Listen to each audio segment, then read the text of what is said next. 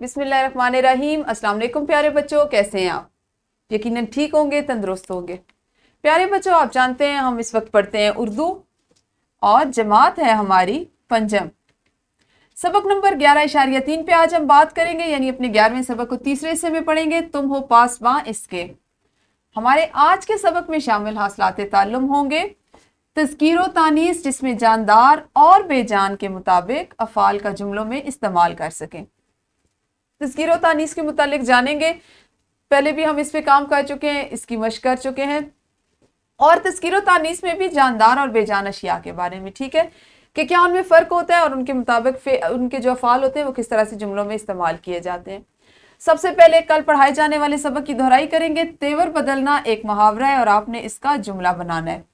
یہ آپ کو صرف سمجھانے کے لیے ایک چیز بتائی جاتی ہے۔ آپ کے جو اساتذہ کرام یا آپ کے والدین جب ان ویڈیوز کو دیکھتے ہیں، ان کی سہولت کے لیے یا ان کی آسانی کے لیے ہم 1 2 یا 3 چیزیں آپ کو دکھاتے ہیں۔ آپ اس کو یہ کہہ لیں کہ ماڈل کے طور پہ۔ ہمارا مقصد یہ نہیں ہوتا، قطعاً یہ نہیں ہوتا کہ آپ صرف انہی چیزوں کو اپنے پاس رکھیں، انہی سے سیکھیں بس، اور مزید مشق نہ کروائیں۔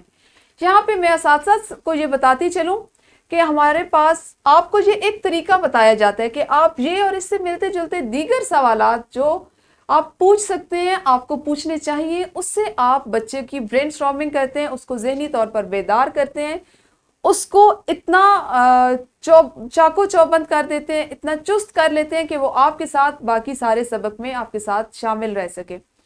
نہ صرف وہ جسمانی طور پہ موجود ہو، ذہنی طور پر بھی تمام چیزوں کو سیکھ رہا ہو۔ تو یہاں پہ دہرائی کا مقصد یہ ہوتا ہے کہ ہم ایک چیز سے صرف آپ کو ایک آئیڈیا یا آپ کے سامنے ایک بات جو ہے اس کو بتا رہے ہوتے ہیں کہ یہ کام آپ کی سرگرمیاں اس طرح سے ہو سکتی ہیں۔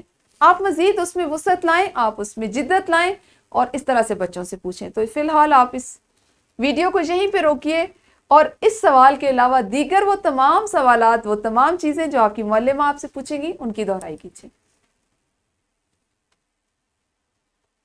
جی، آپ سب نے یقیناً بہت اچھے انداز میں دہرائی تو کر لی ہوگی۔ آج آپ تذکیر و تانیث کی ورک شیٹ کریں گے، کیونکہ ہم تذکیر و تانیث کو اس سے جو پہلے جو سابقہ اسباق تھے ان میں پڑھ چکے ہیں۔ اس سے پہلے ایک انفرادی سرگرمی کر لیتے ہیں۔ آپ کی کتاب کا ہے سوال نمبر 5، جس میں چند الفاظ دیے گئے ہیں، آپ نے ان میں سے مذکر اور مؤنث کو الگ الگ کرنا ہے۔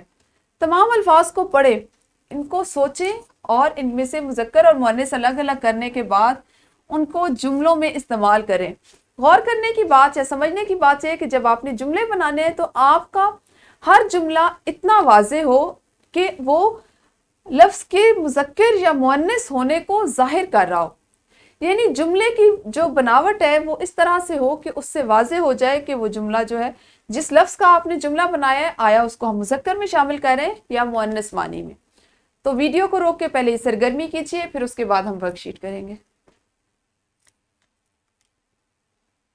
جی، آپ سب نے انفرادی سرگرمی کر لی ہوگی۔ ورک شیٹ ہے آپ کے لیے کہ آپ کے پاس کچھ الفاظ ہیں جن کے سامنے آپ نے ان کے مذکر یا مؤنث ہونا لکھنا ہے اور اس کے بعد اس کا جملہ بنانا ہے، جیسے نغمہ، وطن، پاسباں، چمن، پھول، ارض پاک، کارواں، امید، کمپیوٹر، دفتر، علم، کھیل اور اقتباس۔